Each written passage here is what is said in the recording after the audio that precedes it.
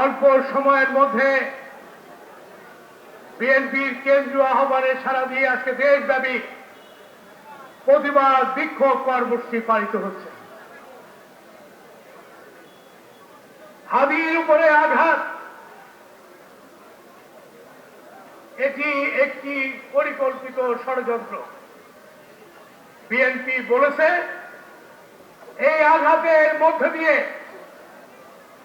যে নির্বাচনের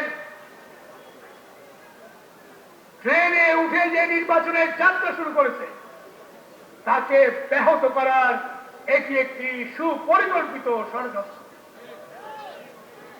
দ্বিতীয় হচ্ছে বিএনপির যে স্রোত সৃষ্টি হয়েছে, যে জাগরণ সৃষ্টি হয়েছে, সেই জাগরণকে স্তব্ধ করার জন্য এটি একটি ষড়যন্ত্র। আমরা কালকে একটি আহ্বানে সারা বাংলাদেশের মানুষ উৎপ্রেরিত, দেশ নায়ক তারেক রহমান 25 তারিখে আসবেন, তার আশাকেও বাধাগ্রস্ত করার ষড়যন্ত্র কিনা সেগুলো আমাদের মনে রাখতে হবে। বিএনপি এত বড় দল, এত জনপ্রিয় দল, একাধিকবার সরকার পরিচালনার অভিজ্ঞতা সম্পন্ন রাজনৈতিক দল, কে রুখবে তাকে? কে রুখবে? যারা বিএনপির সাথে মাঝে মাঝে আন্দোলন এসছেন তারা রুখতে পারবে? যারা খুচরা পার্টি তারা রুখতে পারবে? জনগণ ঐক্যবদ্ধ বিএনপির পিছনে। আমাদের প্রিয় নেত্রী দেশ নেত্রী বেগম খালেদা জিয়া জীবন মৃত্যুর সন্ধিক্ষণে আমাদের মনে কষ্ট নিয়ে আমরা নির্বাচনী প্রস্তুতি কাজ সম্পন্ন করতে পারছি।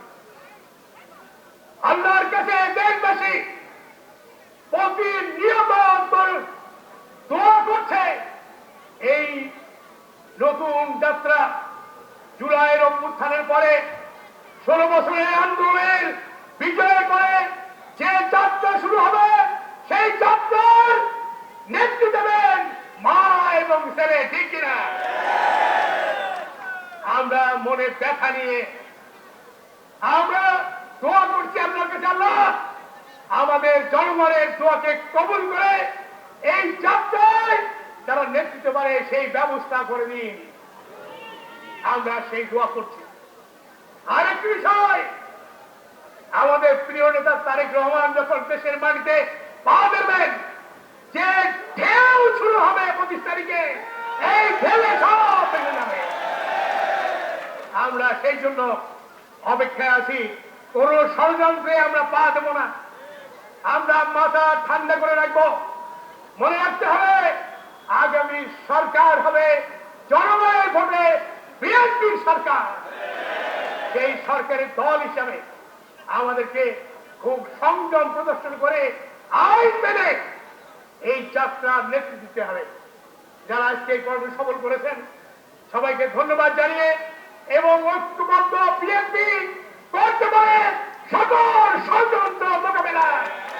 ইনশাআল্লাহ আমরা ঐক্যবদ্ধ ভাবেই যে যাত্রা শুরু করেছি এই যাত্রা চলমান থাকবে। বকুলকে ধন্যবাদ, হেরালকে ধন্যবাদ, এরাজকে ধন্যবাদ। আমরা একসাথে খুলনার 6টি আসনে যে নির্বাচনে গতি এনে দেবো ইনশাআল্লাহ। সবাইকে ধন্যবাদ। আল্লাহ হাফেজ। বাংলাদেশ জিন্দাবাদ। সভাপতির সভাপতি বক্তব্য রাখছেন ছাত্র দলের সোনালী অতীত খুলনা মহানগর বিএনপির নির্বাচিত সাংগঠনিক সম্পাদক